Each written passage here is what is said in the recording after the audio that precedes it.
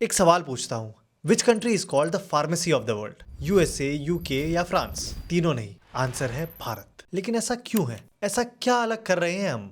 हमारा pharmaceutical sector बहुत तेजी से ग्रो कर रहा है, लेकिन इसके ग्रोथ के कई कारण हैं और कई ताकतें हैं जो ऐसा होने देना नहीं चाहती है। इस वीडियो में भारत के फार्मास्यूटिकल सेक्टर को डिटेल में एनालाइज करेंगे और ये बातें आपको जानना इसलिए जरूरी है क्योंकि ये आपके जीवन को काफी हद तक इन्फ्लुएंस करेगा और नई अपॉर्चुनिटीज के साथ वाकिफ करवाएगा। तो सबसे पहले भारत के फार्मास्यूटिकल मार्केट के बारे में कुछ जान लेते हैं। वॉल्यूम के हिसाब से भारत दवाइयों के मामले में दुनिया का थर्ड लार्जेस्ट मैन्युफैक्चरर है और वैल्यू के हिसाब से 14th। जेनरिक ड्रग्स में हम पूरी तरह से डोमिनेट करते हैं और दुनिया के लार्जेस्ट सप्लायर है। इन जेनरिक दवाइयों का दुनिया का 20% ग्लोबल एक्सपोर्ट भारत अकेले करता है। वैक्सीन्स के प्रोडक्शन में तो हम जेनरिक दवाइयों से भी ज्यादा डोमिनेट करते हैं। दुनिया की 60% वैक्सीन्स भारत में ही बनती है। यहाँ से 200 देशों में इन दवाइयों को एक्सपोर्ट किया जाता है। हमारे मेजर मार्केट्स हैं USA, UK, Netherlands, south Africa और ब्राजील। फार्मा सेक्टर का टोटल मार्केट साइज $55 बिलियन का है, जो 2030 तक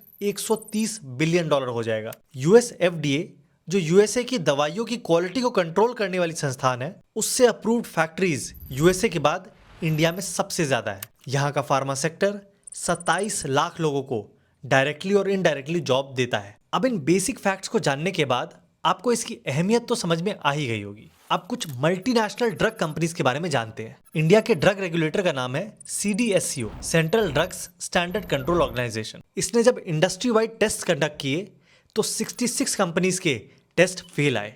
उसमें से एक कंपनी थी फाइजर, जो एक इंडस्ट्री जायंट है। और 2014 से 16 के बीच नेशनल इंस्टीट्यूट ऑफ बायोलॉजिक्स ने फाइजर के 25 ड्रग सैंपल्स को सब स्टैंडर्ड पाया, जिससे वो इस लिस्ट का वर्स्ट ऑफेंडर बन गया। हिस्ट्री अगर उठा के देखें तो फाइजर ने 1996 में नाइजीरिया में 100 बच्चों पर एक इलीगल एक्सपेरिमेंट किया था, जिसके लिए इन्होंने रेगुलेटरी अप्रूवल भी नहीं लिया था। यानी वो एक अंडर ट्रायल ड्रग को वहां के बच्चों में डाल रहे थे और उन बच्चों के माँ बाप को उस ड्रग के साइड इफेक्ट्स के बारे में भी कुछ नहीं बताया गया, जिसकी वजह से कई बच्चे डिसेबल्ड हो गए और कईयों की जान तक चली गई। भारत सरकार और फाइजर के बीच 1978 में एक लीगल बैटल भी हुई थी, जिसमें price fixing, monopolisation, foreign governments के साथ कल्यूडिंग शामिल थे।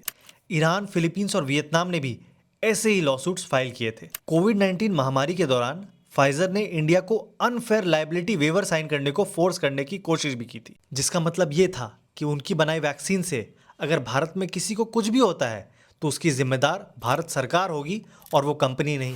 वैक्सीन की रीसेलिंग को भी इन्होंने बंद करवा दिया था, जिसकी वजह से डिस्ट्रीब्यूशन में भी काफी प्रॉब्लम्स आई थी। और 2020 में यूएस एफडीए ने Pfizer healthcare India private limited के विशाखापट्टनम वाले प्लांट में इंस्पेक्शन के बाद उन्हें एक वार्निंग लेटर भी इशू किया था। अब भारत का फार्मा सेक्टर कई सालों तक ग्रो इसलिए नहीं कर पाया था क्योंकि यहाँ के सरकार की पॉलिसीज गड़बड़ थी। यहाँ की सरकार तब फॉरेन कंपनीज को भारत की कंपनी से ज्यादा प्रायोरिटी देती थी। जैसे यूपीए सरकार में जीएसके और सैनोफी जैसी मल्टीनेशनल कंपनीज से सरकार दवाइयां प्रोक्योर करती, जबकि उससे कई ज्यादा कॉस्ट इफेक्टिव सॉल्यूशंस भारत में पॉसिबल थे। लेकिन इन फॉरेन कंपनीज से दवाइयां महंगे दामों में खरीदने के लिए हेल्थ मिनिस्ट्री ने कई बार रूल्स भी चेंज किए, जिससे बाकी कंपनीज टेंडरिंग प्रोसेस में भाग न ले पाए। कोरोना महामारी के दौरान जब भारत की कंपनीज जैसे भारत बायोटेक वैक्सीन बना रही थी, तो देशवासियों में डर का माहौल बनाने के लिए कई नेताओं ने स्टेटमेंट जारी किए, जबकि बाद में पता चला इन नेताओं ने खुद वैक्सीन लगवा ली है।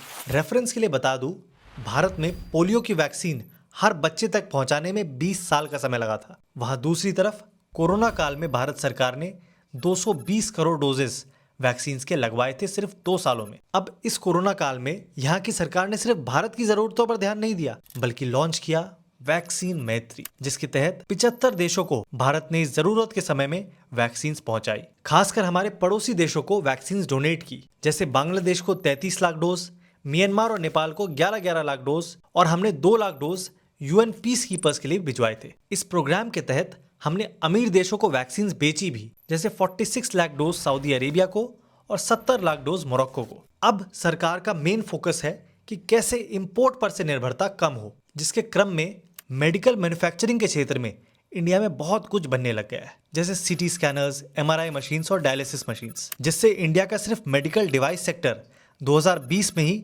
90,000 करोड़ के वैल्यूएशन पर पहुंच गया था। एक और कॉन्सेप्ट है मेडिकल टूरिज्म का, यानी अपना इलाज करवाने के लिए दूसरे देशों में जाया जाता है। ICRA के हिसाब से इंडिया में मेडिकल टूरिज्म 2023 में 33% से बढ़ा और 2024 में प्री पैंडेमिक लेवल्स पर आ गया। एक और इनोवेटिव प्रोग्राम के बारे में बताता हूँ, जीनोम इंडिया प्रोजेक्ट। हमारा जेनेटिक डेटा काफी बीमारियों से हमें बचा सकता है और हर एथनिक ग्रुप का अलग जेनेटिक डेटा होता है। तो इसी चीज को स्टडी करने के लिए सरकार ने यह प्रोजेक्ट लॉन्च किया है, जिसके तहत भारत के अलग अलग एथनिक ग्रुप्स के 10,000 लोगों का जेनेटिक इंफॉर्मेशन मैप किया जाएगा, जिससे हम भारतीयों की यूनिक जेनेटिक डाइवर्सिटी को स्टडी किया जा सके और हमारे लिए कस्टम दवाइयां बनाई जा सके। इसे कहा जाता है पर्सनलाइज्ड मेडिसिन, यानी वो मेडिसिन जो सिर्फ आपको ध्यान में रखकर बनाई गई हो, और ये दवाइयां बाकी दवाइयों के मुकाबले काफी ज्यादा असरदार साबित होती है। अब भारत के इस एरिया में डेवलपमेंट को देख कई बार इसे बदनाम करने की भी कोशिश की गई है, जैसे गैम्बिया गोल्ड सिरप केस, जब WHO ने बिना कोई साइंटिफिक बैकिंग के इंडियन मैन्युफैक्चरिंग को गैम्बिया में हुई डेथ्स के लिए जिम्मेदार बता दिया था। लेकिन जब वहां और यहाँ दोनों की सरकारों ने इन्वेस्टिगेट किया तो ऐसा कुछ भी नहीं निकला। लेकिन तब तक भारत की ग्लोबल इमेज खराब हो चुकी थी। तो ये थी भारत के फार्मेसी ऑफ द वर्ल्ड कहलाए जाने की डिटेल्स। वीडियो अच्छी लगे तो उसे लाइक जरूर करना और ऐसी और वीडियोस के लिए सब्सक्राइब कर लेना।